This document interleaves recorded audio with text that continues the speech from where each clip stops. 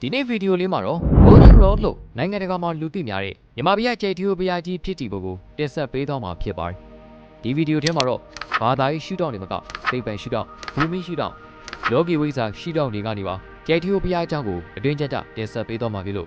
ကြည့်ရှုသူပရိသတ်များအားလုံးကဒီဗီဒီယိုလေးကိုဆက်လက်အားပေးပါဦး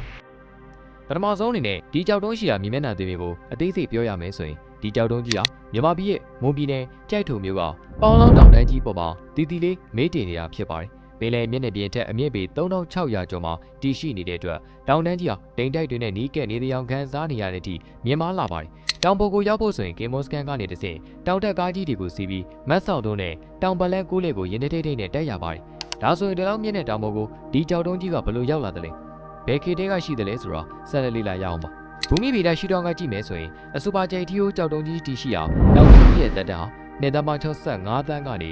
140တန်းလောက်ကြာမြင့်ခဲ့ပါတယ်။ကြောက်တုံးကြီးရဲ့တက်တန်းဟာဒိုင်နိုဆောတွေမျိုးမသုံးခင်ကတည်းကတည်ရှိနေတယ်လို့လည်းပထဝီလေ့လာချက်တွေအရအပြည့်ထွက်ပါတယ်။ခက်တာကဘူမိဗီဒရဲ့ဒီဖျားဂျိုက်တီယိုဖျားသမိုင်းနဲ့တော့ကွဲလွဲကြီးကိုကွဲလွဲနေတာပါ။ဖျားသမိုင်းမှာတော့ဒီကြောက်တုံးကြီးကိုတရားမင်းကတောင်စောမှာတကူးတကလာချထားတယ်လို့ဆိုပါတယ်။ဂျိုက်တီယိုဆိုတဲ့အမည်ဟာမွန်ဘာသာစကားကြိုက်ဖျားကရသိနဲ့တို့ဦးကောင်းဆိုတဲ့စကလုံးတွေကနေဆင်းသက်လာတာဖြစ်ပြီးရေတိဦးကောင်းပေါ်မှာတည်ထားတဲ့ဖျားလို့အတိတ်ပဲရပါတယ်။သမိုင်းရရေတီယိုဇီတော်ကြီးကိုတိတရသိနဲ့တရားမဲတည်ခဲ့တာဖြစ်ပြီးတော့ဘောဓမမြတ်စွာဘုရားရဲ့စံတော်အစ်စ်တွေကို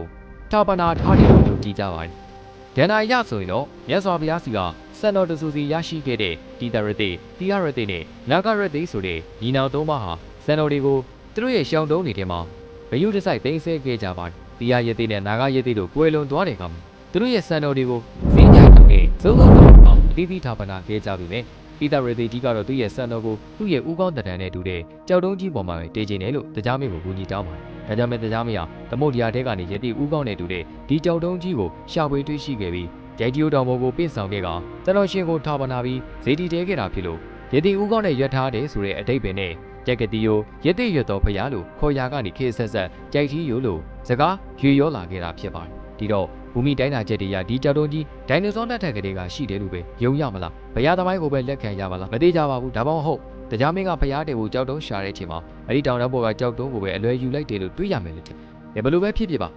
ါတရားမင်းတည်ထားတဲ့ဘုရားဖြစ်တယ်မို့အဲ့ဒီကြောက်တုံးက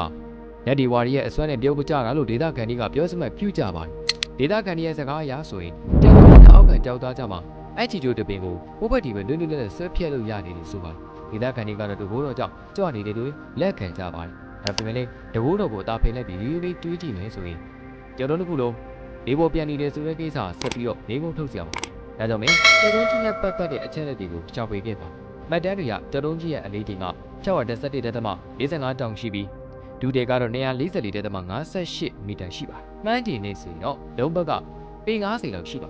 အဲ့ဒီအပေါ်မှာမှ19.45တန်လေးနဲ့ညံတော်15ပေအမြင့်ရှိတဲ့ဇီဒီရိုကိုချက်တင်ထားအောင်ဒီပမာဏဆိုရင်လူရောက်40တောင်ဝိုင်းမလို့မကြွတဲ့အနေအထားဖြစ်ပါတယ်။ပို့ပြီးတော့အန်အောဖို့ကောင်းတာကကြောက်လုံးနဲ့အောက်ခံကြောက်ကြီးဆက်နေတဲ့ area ကဖုန်တပေခန့်သာရှိပြီးလူတယောက်သွားတိုးနေတာကအဲ့ဒီကြောက်လုံးကြီးကတုတ်လူကပြရှိခဲ့ရပါတယ်။ဒါဆိုရင်ဒီလောက်ကြီးမားပြီးတော့လေးလံတဲ့ကြောက်လုံးကြီးကဘာလို့အဲ့ထီနေပြက်ပြီးလို့ရလဲ။ဘာလို့တောင်ဆောင်ပေါ်ကနေပြုတ်ပြုတ်ကြတာလဲဆိုတော့ break တွေကတည်တည်နေတာပဲကျွန်တော်။တရားရရှင်းပါတယ်။ကြောက်လုံးကြီးဘာကြောင့်ပြုတ်မကြတယ်လဲဆိုရင်ဟန်ချက်ညီနေလို့ပါ။တိတ်ပံနေရဆိုရင်ကြောက်လုံးတော်ကြီးနဲ့ဇေဒီရဲ့နှစ်ခုပေါင်းအလေးကြီးဗဟိုချက် center of gravity ဟာအောက်ခြေမှာတီးဆက်နေတဲ့ contact area ရဲ့အတွင်းဘက်နဲ့လေဝင်ပတ်ယူရဲ့အတွင်းဘက်ကိုရောက်နေတာကြောင့်ဖြစ်ပါတယ်။ဘူမိဗေဒအရလည်းတဘာဝတရားကနှစ်တန်းပေါင်းများစွာတိုက်စားမှုကြောင့်ဖြစ်ပေါ်လာတဲ့ spiritual weathering ဆိုတဲ့ဖြစ်စဉ်ကြောင့်ဒီလိုပုံသဏ္ဍာန်ဖြစ်လာတာပါ။ပို့ပြီးတော့အံဖို့ကောင်းတာကဒီကြောက်လုံးကြီးဟာငလျင်တန်တွေကိုကြက်ကြက်ခန်းနိုင်တာပါ။ကြောက်လုံးကြီးကအောက်ခံကြောက်နဲ့ထိစက်မှုကပို့တိုက်မှုကအလိုများနေတာကြောင့်ငလျင်လှုပ်တဲ့အခါမှာတော့မပြုတ်ကြပဲလှုပ်ရမ်းရုံပဲရှိပါတယ်။တကယ်တော့မြန်မာနိုင်ငံမှာနေမကပဲ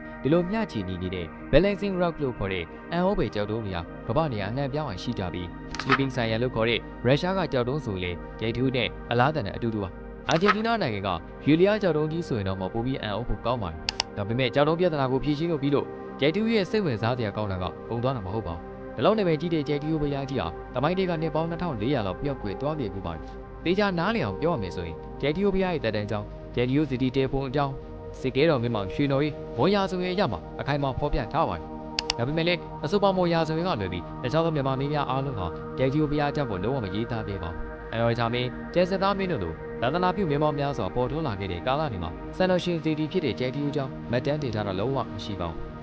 ။ရဲစသားဆိုရင်မောမမချစ်ကြည်ရေးကိုအထူးဆောင်ရွက်ခဲ့တဲ့ရှင်ဘရင်ဖြစ်ပါလေနဲ့ကျဲတီဦးဘုရားကြောင့်လုံးဝမပေါ်ထုတ်ခဲ့တာဟာအဟုတ်ဖို့ကောင်းပါပါ။ဒေတာစစ်တမ်းကောက်ကြည့်တဲ့အခါမှာလွန်ခဲ့တဲ့နှစ်ပေါင်း1400လုံးလုံးကျဲတီဦးဘုရားကြောင့်ကိုဖော်ပြထားတဲ့သမိုင်းမှတ်တမ်းရည်တို့အခုတလေတော့မှမရှိခဲ့တာသိရပြန်ပါတယ်။ဒီလောက်ကြီးတဲ့ကြောက်တုံးကြီးနဲ့ဒီဘုရားကြီးကဘာကြောင့်နှစ်ပေါင်း2400တိုင်ကြောက်ဆုံးနေတဲ့စိတ်ဝင်စားပြန်ဖြစ်လာပါ